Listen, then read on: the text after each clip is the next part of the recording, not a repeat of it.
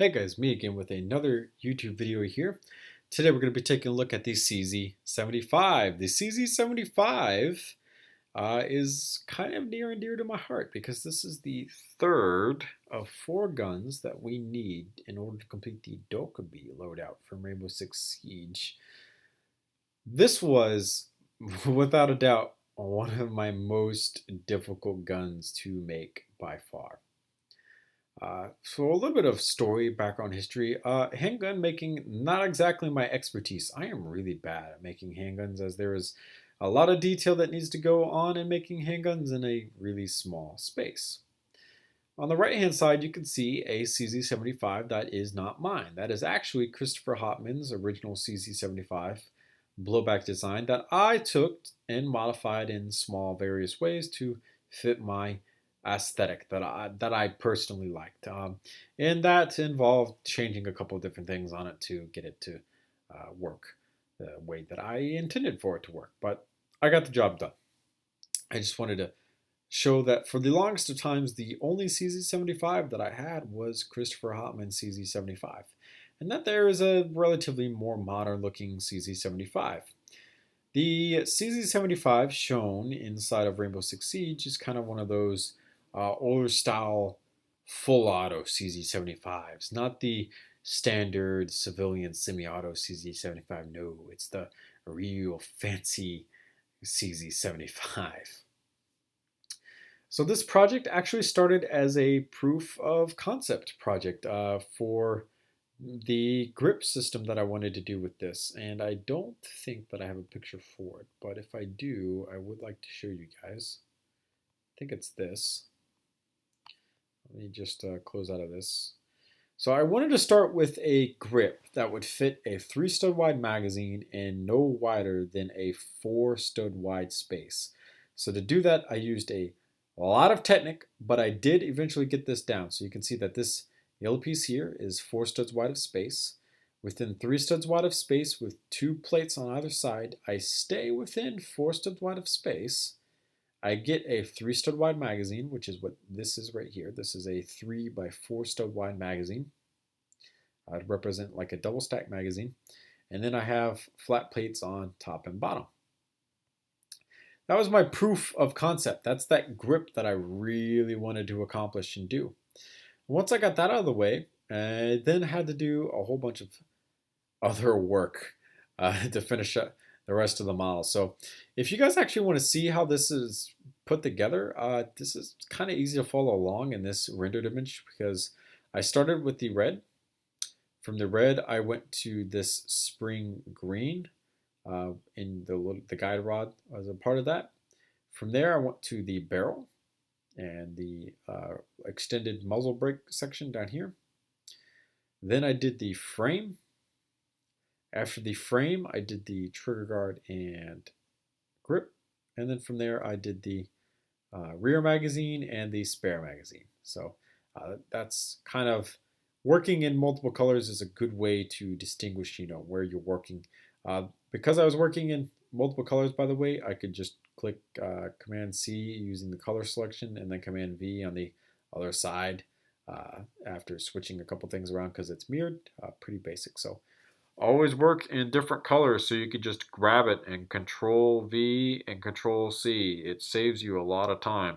FYI, that's very important. And then this is what we ended up with. And you can see that this is the comparison to the CZ-75 by Christopher Hopman. This is not bashing on Christopher Hopman in any way, shape, or form. I believe his CZ-75 is really good, perfectly fine. I wanted my own using more advanced techniques than his grip did here. Don't get me wrong, again, him having blowback in this, really impressive, but I wanted a 3-stud by 4-stud wide magazine. So, I did it. And wow, I did not mean to click out of that because now we have to go back through and find it again. So I did. And what we ended up with was this. And this is an absolute beautiful CZ-75 made out of Legos. I'm incredibly happy with what we ended up with. And I am tickled to death with just, oh God, it's so beautiful. I love the way that this looks. And you can see that it paid off big time. The one thing that I am going to point out that is accurate, as I was kind of trying to design this for Rainbow Six Siege, is that Rainbow Six Siege actually uses extended mags for the CZ-75. This particular CZ-75 that I originally designed is just using the standard magazines instead of really extended ones. Because I did watch Larry Vickers shoot the CZ-75 to kind of familiarize myself with the controls of the gun to see what was ambidextrous and what was not in terms of selectors and stuff. So yeah, I did go for that. So that's the one inaccuracy for Rainbow Six Siege, but that could be something that gets fixed when I get to making the rest of Dokubi's loadout. So without further ado, over to LDD we go, and you can see I got Christopher Hopman CZ-75 in the background. We're just going to hide that for now, just to look at the rest of this. This is just an absolute beauty of a gun. I just love what's going on here. All right, so where do we start? All right, let's start with the grip. So this grip, really complicated. This was not easy. I don't even remember how I attached this. How did I attach this? Did I not? Oh, I'm crazy. I'm looking at it on this other side over here. So you can see, hiding all this Technic, you can see that there's a Technic pin here, which connects to this, which connects to this, which connects to this. And that's the only connection that we have going on there, but it's doing what it needs to do. So we're good to go. Again, there's no doubt in my mind that you could build this in real life. There's some doubt in my mind about how structurally sound it would be to play with, but for a display model, it'd be perfectly fine. So the grip is 3 studs wide, but no more than 4 studs wide with these grip panels, which is really nice. I really like that. This facilitates a 3 stud wide magazine that's 4 studs long, which is really nice. Again, that's just to be able to kind of fit that double stack magazine feel going on. This is curved around the back with cheese slopes to make this really comfortable, and then around the front, no cheese slopes, just real basic minifig stands so that this gets a real flat appearance to it. Trigger guard made out of Technic. I've done this sort of trigger guard before. It's a basic trigger guard, no big deal. This uses Futurelli 32's style of trigger. That's bent, and then I added the ingot piece to it just to give it a little bit more sloping and smoothness to it. This is a bracket and plate built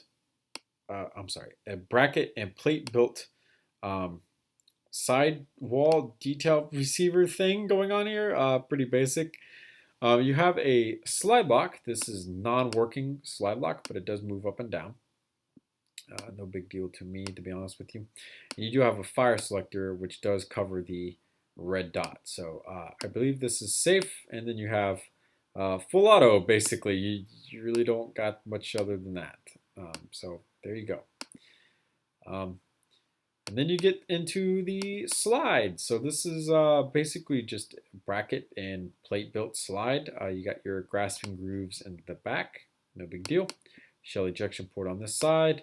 Really basic front sight system. I did need to change these sights.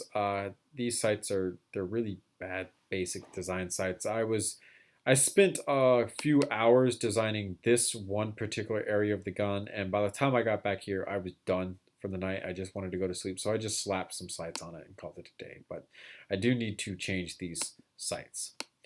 My beaver tail is pretty basic, 3 studs wide, and there is a hammer that does move up and down. But as you can see, the inside of the slide is hollow back here, and that is something that I do need to fix, but just have not. There are some touching up details that I need to go through and fix itself. Again, this is just a basic designed slide up until you get to about this point right here. This point right here, it all falls apart. It gets incredibly complicated at this point, and this is the part of the gun that made me want to end my entire life, because this is just where it gets difficult. And then you can see to get it to actually sit inside of the slide or the frame is incredibly complicated, because now you're in uncharted territory about all these measurements going on here. And the old style of brackets that I used to envelop this 2x2 barrel because I wanted the barrel to be 2x2. Is they stick out in these one little spots down here, and because they stick out down here, now you've got to cut into this portion of the frame back here, which means now this needs to be connected somehow, which I need to, this piece behind it needed to stick out by one more stud, and then that would have been fine, but I missed that apparently, so that's my bad. Again, this model needs some touching up. And then, yeah, so the barrel is 2x2 studs. It's connected back to the chamber back here. Pretty basic stuff, not that big of a deal. It is compensated using a pretty standard technique, nothing really too fancy going on there. This magazine is attached to the bottom of the gun using just studs, just real basic studs sticking out the side over here. Or is it this one? Yeah, this one. It's just using studs to stick in place. No big deal, you just break it off. Big deal again. There's a bullet, an exposed bullet in the top of the magazine. In full auto, these are not stocked weapons, so in full auto they wanted to give you the compensator and the front mag to be used as a grip.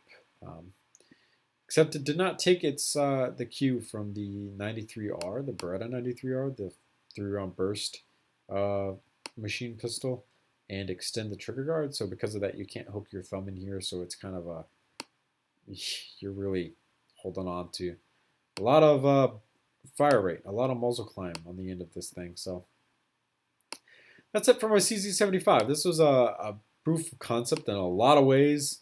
It came out really good. There's a few touch-ups that need to be done, but other than that, I'm really happy with this. So thank you guys so much for watching. Remember, comment, and subscribe for more videos similar to this one. I'll see you guys later.